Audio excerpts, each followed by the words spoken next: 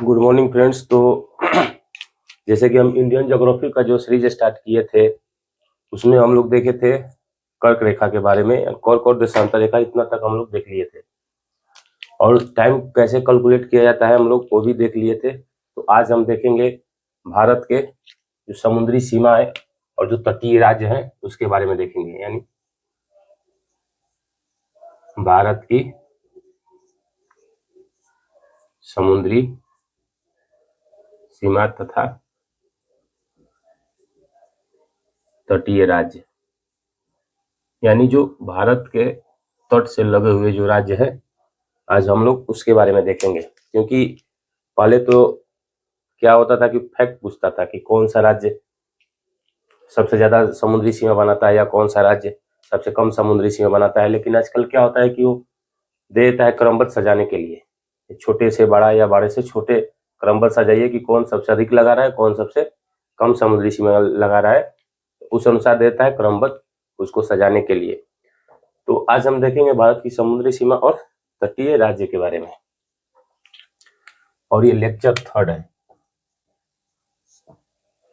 तो इसमें हम लोग देखते हैं, पहले हम लोग उतना ही मैप बनाएंगे जितना से हम लोग को मतलब है।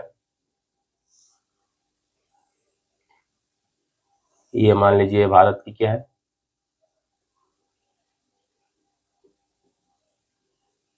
यहाँ से पता है कि क्या 23.5 डिग्री अक्षांश रेखा गुजरती है जिसको हम लोग कर्क रेखा बोलते हैं। 23.5 डिग्री अक्षांश, इसी के नीचे से, यानी इसके नीचे से नहीं, मैंने 22 डिग्री से, ये तो 23.5 है, 22 डिग्री से प्रायद्वीपीय भारत स्टार्ट होता है। लेकिन ये कर्क रेखा है, इसको रेफरेंस इसलिए ले रहे हैं क्योंकि यहाँ से समुद्री सीमा स्टार्ट होती है भारत की। तो पहले देखिए कि भारत 3 तरफ से जल से घिरा हुआ है। एक ये वाला एरिया के नीचे का एरिया और एक ये वाला एरिया, ये अरब सागर है,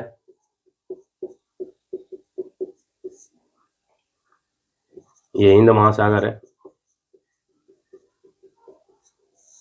और ये बंगाल की खाड़ी है, बंगाल की खाड़ी। ये अरब सागर, हिंद महासागर, बंगाल की खाड़ी। तो एक तरह से ये क्या हुआ, हम आपको पहले ही बता चुके हैं, जो फर्स्ट क्लास था उसमें बताए थे कि भारत यहाँ जो यूरेशिया प्लेट से लगा हुआ है, ये भारत पहले किसका पार्ट हुआ करता था, गोंडवाना लैंड का हिस्सा हुआ करता था। इसके बाद ये अफ्रीका से टूटने के बाद निरंतर प्रवाह के कारण ये क्या हुआ, यूरेशिया प्लेट से टकराया। ये हम आपको लेक्चर 1 में बता चुके हैं। तो इसी क्रम में जैसे ये है, तो यहाँ पे 3 टर्म आता है, भारतीय उपमहाद्वीप, भारतीय उपमहाद्वीप। दूसरा आता है भारत, भारतीय प्रायद्वीप, भारतीय प्रायद्वीप। एक आता है भारतीय उपमहाद्वीप, दूसरा आता है भारतीय प्रायद्वीप। यानी भारत को उपमहाद्वीप क्यों कहते हैं, जैसे कॉन्टिनेंट होता है, कॉन्टिनेंट में होता है महाद्वीप, महाद्वीप में ऐसी होती है कि उसमें सारी व्यवस्थाएं, जैसे उसमें अनेक प्रकार के मरुस्थल, पर्वत, पठार, नदियां, सागर,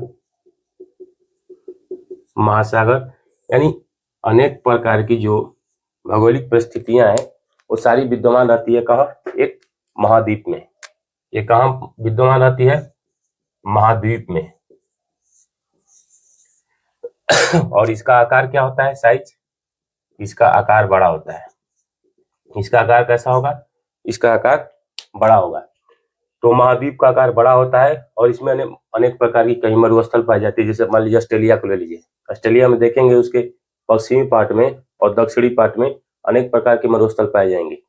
ऐसे हम वर्ल्ड ज्योग्राफी जब पढ़ाएंगे तो उसमें ऑस्ट्रेलिया कॉन्टिनेंट पर हम चर्चा करेंगे। लेकिन जैसे महाद्वीप की जो विशेषता होती है उसमें मरुस्थल भी पाए जाते हैं, पर्वत पाए जाते हैं, पठार पाए जाते हैं, नदियां, सागर, महासागर, यानी अनेक प्रकार की विविधताएं वहां पाई जाती है और इसका आकार क्या होता है, बड़ा होता है। तो उपमहाद्वीप, उपमहाद्वीप इससे आकार में क्या होगा, छोटा होगा। जहां उप लग जाता है वो क्या होता है, उससे छोटा होता है। ये उपमहाद्वीप है। लेकिन भारत में भी, जैसे यहाँ भारतीय उपमहाद्वीप है, तो भारत को मान लीजिए, ले लीजिए, तो भारत में भी अनेक प्रकार के क्या है, भारत में भी यहाँ मरुस्थल पाया जाता है। देखिएगा गुजरात में थार के पास, राजस्थान में, सॉरी गुजरात बोले हैं, राजस्थान में थार मरुस्थल देखिएगा। अनेक प्रकार के पर्वत भी देखिएगा, हिमालय, विंध्य पर्वत, सतपुड़ा, पश्चिमी घाट, पूर्वी घाट, अनेक प्रकार के पर्वत भी पाए जाते हैं। पठार भी देखिएगा तो दक्कन का प्लेटू, छोटा नागपुर पठार, मेघालय पठार, ये भी क्या कहते हैं, अनेक प्रकार की नदियां भी पाई जाती है। इसके इधर देख रहे हैं तो सागर भी पाया जा रहा है, यहाँ महासागर भी पाया जा रहा है। तो भारत में भी क्या है, अनेक प्रकार की विविधताएं मौजूद है। इसीलिए इसको क्या बोलते हैं, भारतीय उपमहाद्वीप की संज्ञा दी जाती है। और ये क्वेश्चन मेंस में पूछा हुआ है कि भारत को उपमहाद्वीप क्यों कहते हैं। ये किसी का मेंस से पूछा हुआ है, या कोई पब्लिक सर्विस कमीशन के ही मेंस में पूछा गया है कि इसको उपमहाद्वीप क्यों कहते हैं। तो ये इसीलिए इसको उपमहाद्वीप कहते हैं। और भारतीय उपमहाद्वीप में कौन कौन से देश आते हैं, भारतीय उपमहाद्वीप में कौन कौन से देश आते हैं, भारतीय उपमहाद्वीप, भारतीय उपमहाद्वीप में कौन कौन से देश आते हैं। तो पहला तो इंडिया आएगा, भारत खुद ही है। इसके बाद पाकिस्तान है, ये पाक मतलब पाकिस्तान। इसके बाद बांग्लादेश है, इसके बाद नेपाल, नेपाल के बाद भूटान, इसके बाद श्रीलंका, इसके बाद श्रीलंका। इंडिया, पाकिस्तान, बांग्लादेश, नेपाल, भूटान, श्रीलंका आदि कंट्री क्या करते हैं, ये पाए जाते हैं कहाँ, भारतीय उपमहाद्वीप में। तो इस तरह से देखेंगे, भारतीय उपमहाद्वीप में इंडिया, पाकिस्तान, बांग्लादेश, नेपाल, ये सब क्या पाए जाते हैं, ये सब कंट्री पाए जाते हैं। तो एक तरह से उपमहाद्वीप इससे छोटा हुआ। एक कॉन्टिनेंट में हम देखते हैं कि बहुत सारे देश भी पाए जाते हैं। जैसे मान लीजिए उत्तरी अमेरिका कॉन्टिनेंट को लीजिए, तो उसमें देखेंगे फ्रांस है, सॉरी अमेरिका है, कनाडा है, मैक्सिको है। इसके बाद मध्य अमेरिकी जो देश पाए जाते हैं। तो एक कॉन्टिनेंट में बहुत सारे देश भी पाए जाते हैं। तो इस तरह से भारतीय उपमहाद्वीप में देखेंगे तो इसमें भी इंडिया, पाकिस्तान, बांग्लादेश, नेपाल, भूटान, श्रीलंका, और एक और देश यहाँ देखेंगे जो द्वीपीय देश है। यहाँ देखेंगे हमारा अरब सागर में एक लक्षद्वीप है, ये सब लक्षद्वीप। इसके जस्ट यहाँ पे देखेंगे 8 डिग्री चैनल से अलग होता है मालदीव, तो ये भी आ जाता है मालदीव। तो इस तरह से ये 7 कंट्री मिलाकर क्या होता है, भारतीय उपमहाद्वीप बोला जाता है। यानी भारतीय उपमहाद्वीप में कौन कौन कंट्री आते हैं, इंडिया, पाकिस्तान, बांग्लादेश, नेपाल, भूटान, श्रीलंका, मालदीव। तो ये 7 देश भारतीय उपमहाद्वीप में आते हैं। और इसमें एक अफगान को जोड़ दीजिएगा, अफगानिस्तान को, तो यही मिलकर क्या हो जाएगा, सार्क, यानी सार्क देश, south Asia association for regional corporation, यानी जिसको सार्क बोलते हैं। तो इसमें अफगानिस्तान शामिल होता है, यही मिलाकर सार्क बनता है। तो भारतीय उपमहाद्वीप में 7 देश और 8वां देश अफगान हो जाएगा, तो यही सार्क है। इसको बोलते हैं दक्षेश। तो ये भारतीय उपमहाद्वीप हुआ। अब प्रायद्वीप इसको क्यों बोलते हैं,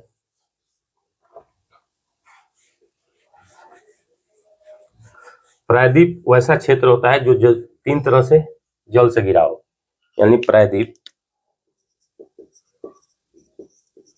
प्रायद्वीप यानी वैसा क्षेत्र जो 3 तरफ से जल से घिरा हो, जो 3 तरफ से जल से घिरा हो, उसको बोलते हैं प्रायद्वीप। तो भारत भी एक प्रायद्वीप है, क्योंकि भारत इधर अरब सागर से है, यहाँ पूरा अरब सागर है, नीचे में हिंद महासागर है, और यहाँ पे बंगाल की खाड़ी लगी हुई है। तो भारत भी एक प्रायद्वीप है, क्योंकि भारत के 3 तरफ से अरब सागर, हिंद महासागर और बंगाल की खाड़ी लगी हुई है। और एक यहाँ पे टर्म देख लीजिए, यहाँ पे इसको बोलते हैं गल्फ, और एक टर्म होता है इसको बोलते हैं बे। जैसे आप देखे होंगे कि खंबात की खाड़ी यानी गल्फ ऑफ खंबात बोलते हैं, और एक को बोलते हैं बे ऑफ बंगाल। जैसे बंगाल की खाड़ी क्या बोलते हैं, बे ऑफ बंगाल। तो ये गल्फ क्या होता है, खाड़ी क्या होती है, तो दोनों को हिंदी में खाड़ी ही बोलते हैं, लेकिन ये गल्फ और बे में अंतर क्या है। तो गल्फ उसको बोलते हैं जहां पे नदियों का कटान होता है।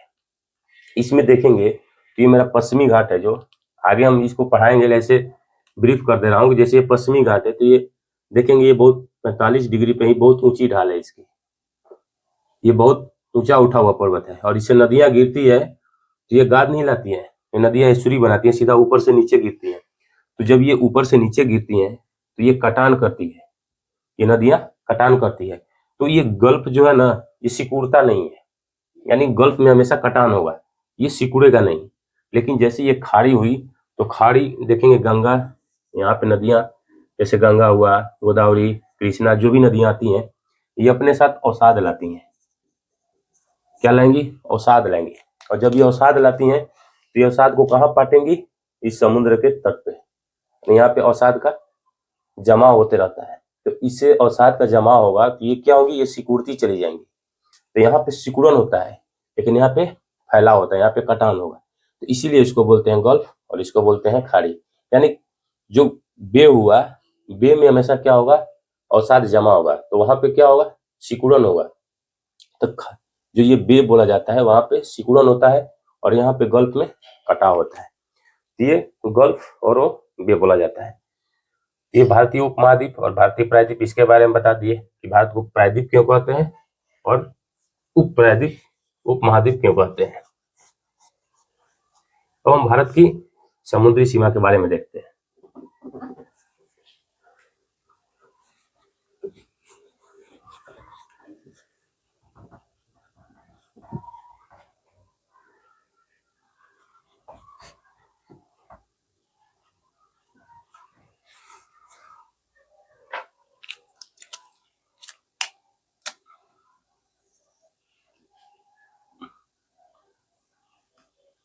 ये वाला एरिया देखेंगे, ये गुजरात है।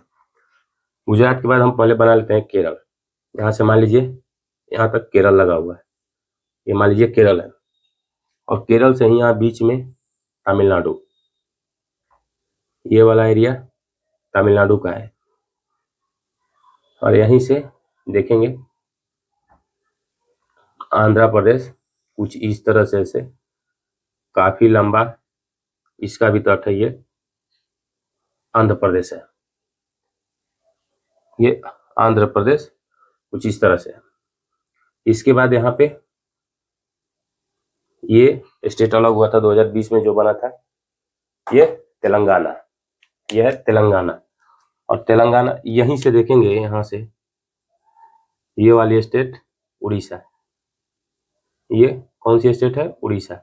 इसके ऊपर वेस्ट बंगाल, ये आ जाता है वेस्ट बंगाल। और यहाँ से देखेंगे ये वाला जो बीच में गैप हो रहा है, यहाँ पे कौन सी, छत्तीसगढ़, यहाँ पे छत्तीसगढ़। और छत्तीसगढ़ देखिएगा यहाँ लगी हुई है उड़ीसा से, और बीच में झारखंड का पार्ट आ जाता है, यहाँ पे झारखंड आ जाएगा। तो छत्तीसगढ़ उड़ीसा से सीमा बनाती है। फिर यहाँ पे इस तरह से देखेंगे, ये कर्नाटक है, यहाँ पे आ जाता है गोवा। तो ये पूरा एरिया कर्नाटक का है, यहाँ से ये पूरा एरिया ये कर्नाटक का है। इसके बाद ये वाला एरिया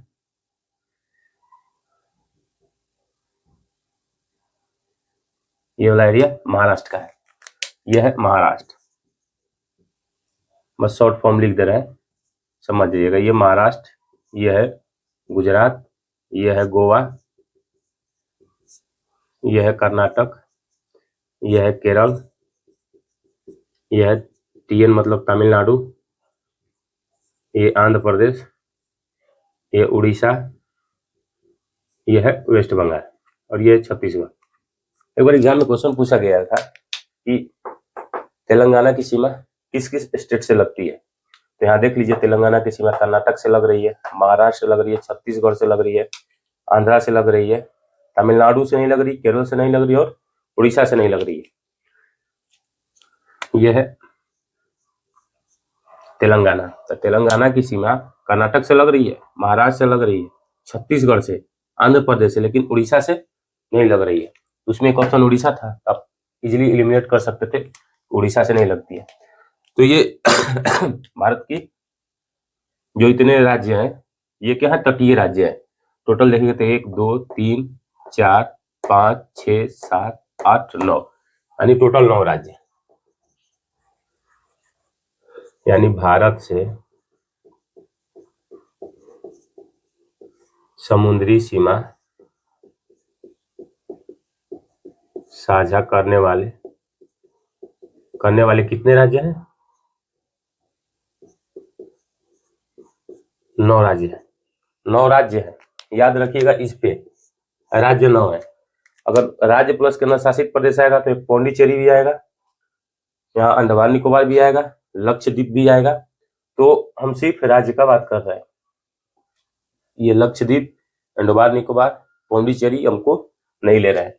तो भारत से समुद्री सीमा साझा करने वाले टोटल कितने राज्य हैं? 9 राज्य हैं।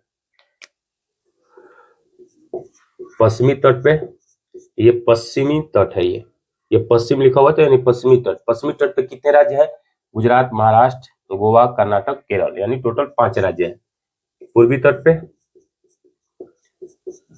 4 राज्य हैं,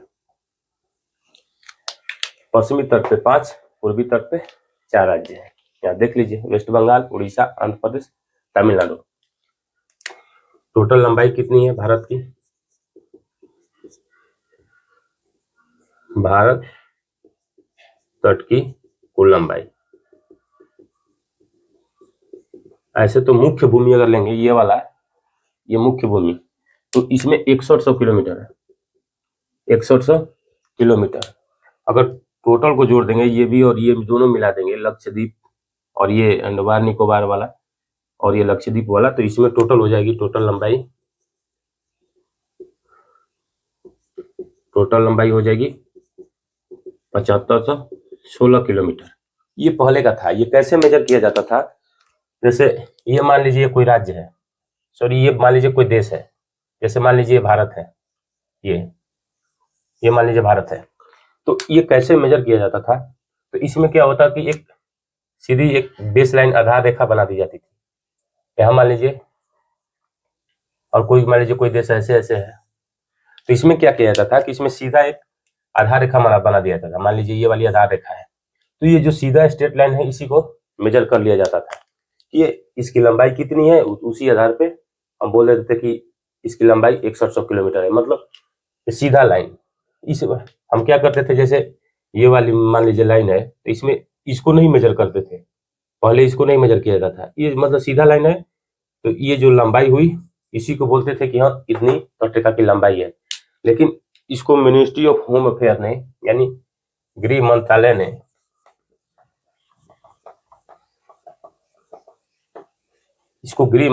फिर से इस समुद्री तटरेखा की लंबाई गणना किया गृह मंत्रालय ने, और टोटल लंबाई कितना कर दिया गृह मंत्रालय के अनुसार, यानी भारत की जो समुद्री रेखा है उसको फिर से गणना किया गया, और गृह मंत्रालय के अनुसार जो न्यू आंकड़ा है नया, ये कितना हो गया? 11,098 किलोमीटर नया आंकड़ा है। नया आंकड़ा कितना है? 11,098 किलोमीटर। और किसके अधीन आता है? ये वाला याद रखिए, गृह मंत्रालय का अधीन आता है। इसकी गणना किसने किया है? गृह मंत्रालय ने किया है। कितना आया? 11,098 किलोमीटर नया है। उसमें क्या किया गया है कि जो जिगजैग पाथ है, यानी जो जिगजैग पाथ है, इसको भी काउंट किया गया, यानी ऐसे ऐसे काउंट किया गया है, न कि इसको बेस लाइन के आधार पर काउंट किया गया है। इसको इस तरह से गणना किया गया है, ये वाली लाइन को हटा दी गई है, तो इसीलिए भारत की तटरेखा की लंबाई बढ़ गई है। कितना हो गया? 11,098 किलोमीटर। अब हम देख लेते हैं क्रमबद्ध अनुसार कौन से राज्य सबसे ज्यादा और कौन से राज्य सबसे कम सीमा साझा करते हैं। ये नया आंकड़ा है, 11,098 किलोमीटर। अब हम देखते हैं क्रमबद्ध, यानी कौन से राज्य सबसे ज्यादा सीमा साझा करते हैं। तो सबसे पहले गुजरात, सबसे ज्यादा सीमा साझा करेगा गुजरात। गुजरात गुजरात के बाद आपको यहाँ से क्या लग रहा है, सबसे लंबा सीमा साझा किसका है? तो दूसरे पे आंध्र प्रदेश आ जाएगा, आंध्र प्रदेश। उसके बाद देखने से क्या लग रहा है, तमिलनाडु। यह है टीएन मतलब तमिलनाडु। गुजरात, आंध्र प्रदेश, तमिलनाडु। अब क्या लग रहा है इसमें, चौथा पे महाराष्ट्र।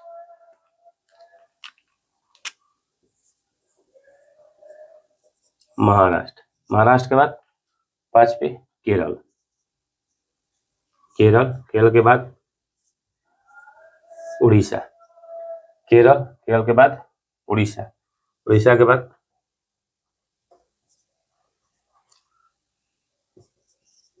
कर्नाटक के बाद वेस्ट बंगाल, फिर गोवा। ये गोवा। तो सबसे लंबी सीमा गुजरात की लगती है, इसके बाद गोवा की सबसे छोटी सीमा लग रही है, यानी सबसे छोटा सीमा जो समुद्र तट से लगा हुआ है वो कौन सा राज्य है, गोवा, और सबसे बड़ा गुजरात। अब इसमें कभी कभी दे देता है कि इसको क्रमबद्ध सजाइए, ये पश्चिमी तट की और ये पूर्वी तट में। तो पश्चिमी तट में आप देखें कौन कौन से शामिल है, ये गुजरात पश्चिमी तट पे है, महाराष्ट्र पश्चिमी तट पे है, केरल पश्चिमी तट पे है, इसके बाद कर्नाटक, फिर गोवा है। ये सब कैसा है, ये पश्चिमी तट के राज्य हैं। पूर्वी तट के राज्य कौन कौन से हुए, आंध्र प्रदेश, तमिलनाडु, इसके बाद वेस्ट बंगाल, उड़ीसा, ये सब पूर्वी तट के राज्य हुए। लेकिन ये तो क्रमबद्ध था, इसमें क्या है, ये पुराना आंकड़ा है, यानी इसके अनुसार जो ये पुरानी आंकड़ा ये लिख लीजिए।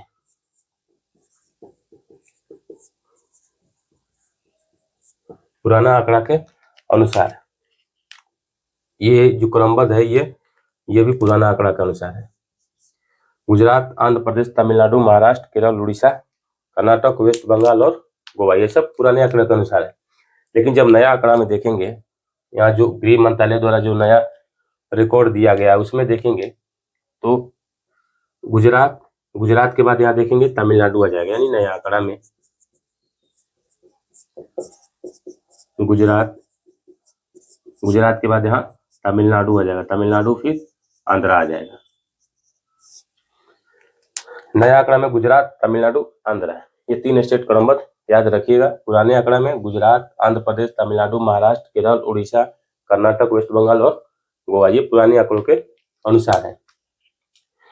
तो ये भारत के क्या हुए, समुद्री राज्य हुए। और हमेशा क्वेश्चन में देखिएगा पूर्वी तट और पश्चिमी तट के सारे, क्योंकि एग्जाम में बस ये बच्चा देखता है क्या कि हाँ दिया है अनुसार तटीय राज्य, अब ये नहीं दिख रहा है कि पश्चिमी है कि पूर्वी है। बच्चा क्या किया, आंध्र प्रदेश धड़ाधड़ से टिक मार के चलाया कि हाँ आंध्र प्रदेश है, पूर्वी है कि पश्चिमी दिखाई नहीं, मार दिया टिक, चलाया। तो इसमें याद रखिएगा कि पूर्वी तट को पूछ रहा है या फिर पश्चिमी तट पे पूछ रहा है या फिर ओवरऑल पूछ रहा है।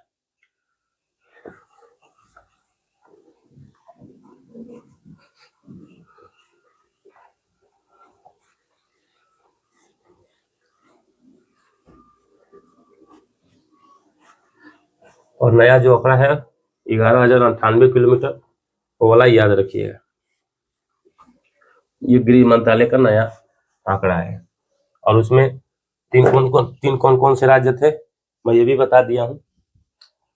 उसमें तमिलनाडु दूसरे नंबर पे आ जाता है, तमिलनाडु वहां दूसरे नंबर पे आ जाता है। अब हम देखते हैं भारत की समुद्री सीमा, यानी इसमें भारत की समुद्री सीमा, यानी किसी देश की भी समुद्री सीमा पे यही 3 रूल लागू होते हैं, यानी भारत की समुद्री सीमा। इसको लागू कौन करता है, भारत की समुद्री सीमा को, UNCLOS, यानी United Nation Convention law of sea, यानी United Nation Convention of law of sea, यानी जो यूनाइटेड नेशन का जो कन्वेंशन था उसके अनुसार इसका 3 बैठक हुआ। कि 3 बैठक के अनुसार यहाँ पे समुद्री जो तीसरा बैठक था, जो थर्ड वाला, पहला मीटिंग हुआ, फिर सेकेंड मीटिंग हुआ, फिर थर्ड मीटिंग हुआ। तो थर्ड मीटिंग में ये जो रूल बनकर आया वो थर्ड मीटिंग में बनकर आया। कौन से? थर्ड मीटिंग में। थर्ड मीटिंग में ये रूल बनकर आया था। तो उसके इसी के अनुसार, ऑन क्लॉज के अनुसार हम देखते हैं कि भारत की समुद्री सीमा क्या है। एक IHO होता है, इंटरनेशनल हाइड्रोग्राफिक ऑर्गेनाइजेशन। वो क्या होता है कि वो व्यापार से रिलेटेड देखता है, यानी जो समुद्र में किस तरह से व्यापार होगा, तो उसको जो रिलेटेड ऑर्गेनाइजेशन है वो है IHO, यानी इंटरनेशनल हाइड्रोग्राफिक ऑर्गेनाइजेशन। और ये जो है ये समुद्री कानून बनाता है। ऑन क्लॉज अंतर्राष्ट्रीय संगठन है, यूनाइटेड नेशन के अंडर में ये समुद्री कानून बनाता है। तो इसके अनुसार देखते हैं कि भारत की समुद्री सीमा कितनी है। हर देश की उतना ही होता है। तो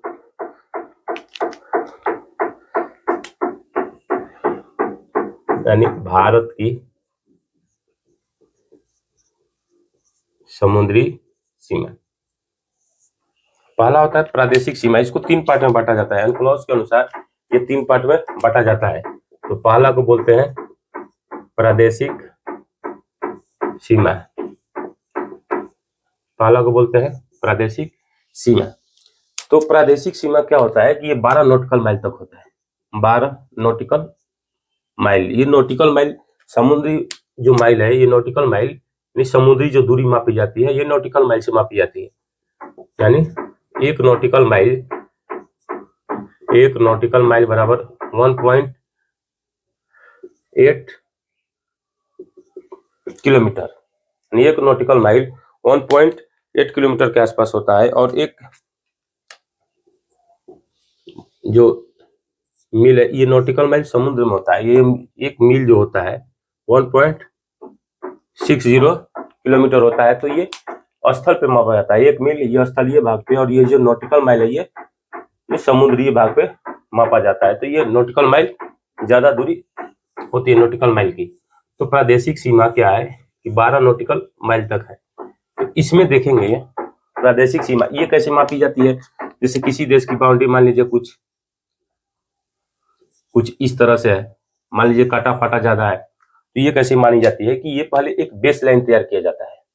इसमें क्या किया जाता है कि जैसे काटा फाटा है, कोई मान लीजिए ये बाहर वाला पार्ट है, ये फिर कोई अंदर पार्ट चला गया, ये बाहर चला गया, कोई अंदर चला गया। तो इसमें क्या किया जाता है कि सबको एक बेस लाइन माना जाता है। मान लीजिए ये बेस लाइन है, यानी जो अंदर वाला पार्ट है इतना अंदर है, तो इसको मैंने ये बाहर कर लेगा। तो इसी को मानकर क्या किया जाता है कि एक बेस लाइन तैयार की जाती है, और इस बेस लाइन से उस सीमा को मेजर किया जाता है। तो ये बेस लाइन तैयार किया जाता है। जैसे ये मान लीजिए कि ये क्या है, ये भारत की मान लीजिए बेस लाइन है। तो यहाँ से 12 नॉटिकल माइल तक, यहाँ से 12 नॉटिकल माइल, ये कैसी है, प्रादेशिक सीमा है। और ये जिस देश के अंडर में आता है उसी देश का पूरा हक होता है। तो ये बेस लाइन से यानी आधार रेखा से 12 नॉटिकल माइल तक, इस पर हम भारत के परिप्रेक्ष्य में देख रहे हैं। तो इस पर पूरी तरह से भारत का हक है, भारत का हक है।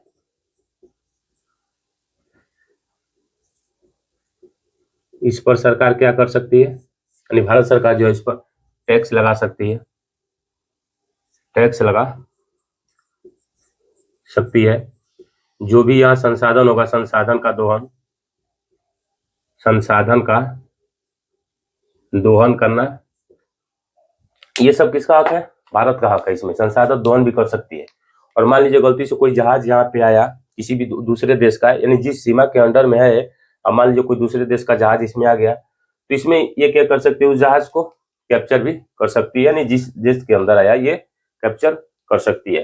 तो इस पे जिस देश के अंदर में आता है उसी का उस सीमा पे पूरा हक होता है। तो भारत के हम परिप्रेक्ष्य में देख रहे हैं तो इस पर क्या होगा, पूरी तरह से भारत का हक होगा। तो यह है प्रादेशिक सीमा। इसके बाद दूसरा आता है संलग्न क्षेत्र। संलग्न क्षेत्र कंटिजियस जोन बोलते हैं जिसको। ये कितना होता है, बेस लाइन से 24 नॉटिकल माइल तक। कहां से है, बेस लाइन से ही है, यानी यहां से 24 नॉटिकल माइल, यहां से 24 नॉटिकल माइल तक ये संलग्न क्षेत्र होता है। इस पर भी सेम रूल अप्लाई होता है, इस पर भी सेम रूल, कंटिजियस क्षेत्र पर भी सेम रूल अप्लाई होता है। यानी प्रादेशिक सीमा पे भी जो रूल अप्लाई हो रहा है वो संलग्न क्षेत्र पर भी अप्लाई होगा। और जो तीसरा होता है, तीसरा EEZ यानी एक्सक्लूसिव इकोनॉमिक जोन, यानी अनन्य आर्थिक क्षेत्र, अनन्य आर्थिक क्षेत्र यानी एक्सक्लूसिव इकोनॉमिक जोन। ये कितना तक होता है, बेस लाइन से 200 नॉटिकल माइल तक, यानी इस बेस लाइन से 200 नॉटिकल माइल तक इसका क्षेत्र होता है। इसमें क्या होता है, ये सभी के लिए है, इसमें कोई भी व्यापार कर सकता है, यानी कोई भी आ सकता है। इस पर उस देश का कानून उतनी, जितना गहरे तरीके से, यानी जितनी कठोरता से यहाँ पे लागू हो रहा है उतनी कठोरता से यहाँ पे लागू कानून नहीं होगा। यानी इसमें जहाज के आने जाने के लिए क्या है, ठीक है, जहाज इस पे आ जा सकता है, यानी इतनी कठोरता से ये है इसी देश की सीमा में, यानी जिस देश के सीमा में ये आएगा उसी देश की सीमा है ये। लेकिन इसमें ये कानून उतनी कठोरता से लागू नहीं होता है, यानी कुछ ढील दी गई है यहाँ पे। लेकिन इस पे अधिकार किसका है, इसी का है। यानी यहाँ पे भी संसाधन का दोहन, संसाधन का दोहन, यानी कोई अनुसंधान, परीक्षण, कोई हथियार मान लीजिए परीक्षण करना होगा तो क्या होता है, इसमें एक्सक्लूसिव इकोनॉमिक जोन में कर सकते हैं। लेकिन अगर मान लीजिए किसी का जहाज आ गया तो आप उसको कैप्चर नहीं कर सकते, नहीं उस, ये नहीं बोल सकते हैं कि मेरे अंडर आया, ये हमारी समुद्री सीमा है, मेरे अंडर आया तो उसमें हम कब्जा कर लें, या फिर इसमें कोई आता तो आप उस पर टैक्स नहीं लगा सकते हैं। तो ये तीन तरह से अनक्लॉज के अनुसार ये तीन तरह की समुद्र में सीमा बांटी गई है, प्रादेशिक सीमा, संलग्न क्षेत्र और EEZ यानी एक्सक्लूसिव इकोनॉमिक जोन। तो ये तीन तरह की समुद्री सीमा बांटी गई है। अगर मान लीजिए जैसे यहाँ पे देखिएगा, यहाँ पे मालदीव है और यहाँ पे देखिएगा भारत पे तमिलनाडु के पास कुछ इस तरह से कुछ श्रीलंका लगा हुआ है, कुछ इस तरह से श्रीलंका लगा हुआ है। तो ये वाला क्षेत्र तो मान लीजिए 200 नॉटिकल माइल है, ये कभी इसमें आ सकता है, या फिर यहाँ पे 200 नॉटिकल माइल इस क्षेत्र में आ सकता है। तो अगर ये दो देशों के बीच पड़ जाता है 200 नॉटिकल माइल, तो ये लोग क्या करेंगे, आपस में ही समझ बूझ कर इसका हल निकालेंगे। ये नहीं कि इसमें विवाद हो जाएगा, आप समझ के कुछ आप नॉटिकल माइल मान लीजिए जैसे भारत और श्रीलंका के बीच है और 200 नॉटिकल माइल मान लीजिए बीच में कहीं यहाँ पे आ रहा है, तो इसमें क्या करेगा, भारत ये नहीं कर सकता है कि हाँ इतना एरिया मेरा है, चाहे श्रीलंका नहीं कर सकता कि श्रीलंका से मान लीजिए 200 नॉटिकल माइल कहीं यहाँ आ गया तो श्रीलंका नहीं कर सकता है कि ये मेरा है। इसमें क्या है कि आपस में समझ बूझकर तो दोनों लोग हल निकालेंगे। तो ये था भारत की समुद्री सीमा और तटीय राज्य के बारे में। तो हम अगली क्लास में देखेंगे कि भारत की जो स्थलीय सीमा है हम उसको नेक्स्ट क्लास में देखेंगे।